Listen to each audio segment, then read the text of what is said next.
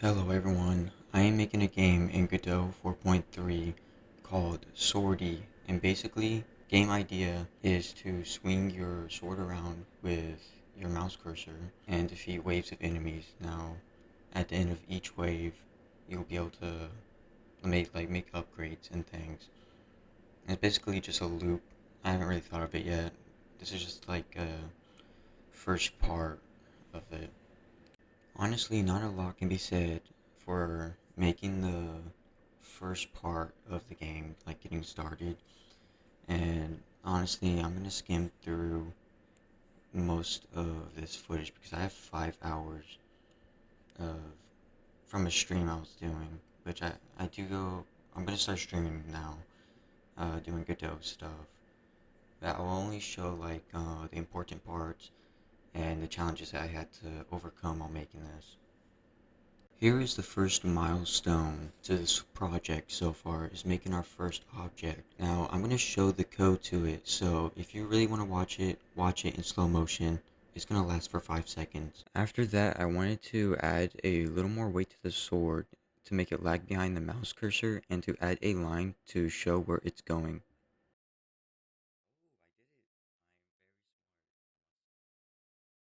Now it was time to actually program the sword to do damage, and the way I was going to do damage is the faster it is, the more damage it does. So you're swinging your mouse around, all that fancy stuff, and this took me a bit to finish. Now that the weapon is done, okay, so now that it's actually done and not broken, we can move on to multiplying the damage by how fast the sword is actually moving.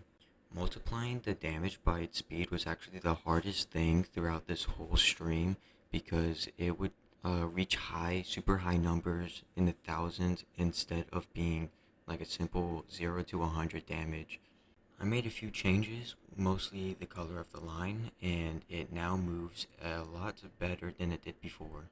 I now wanted my sword to point towards the mouse cursor, and this was my first attempt, which was pretty bad, and so here is a before and after. As you can see, it is definitely a lot better and adds a lot to the visual style of it. And one thing I didn't even know is it auto stabilizes itself. The next thing I wanted to add was enchantments. So for the end of each wave, you can add and upgrade your sword. And the main three enchants I have right now is featherweight, toughness, and sharpness. After adding the enchants and that they can actually affect the sword's abilities, I then went to add on one of the first enemies in the game called the Wisp, and the idea was that it's like a ball of light. All this enemy would do is just fly towards the player, and he has a weak health, so he's like 1 or 2 tap to finish him.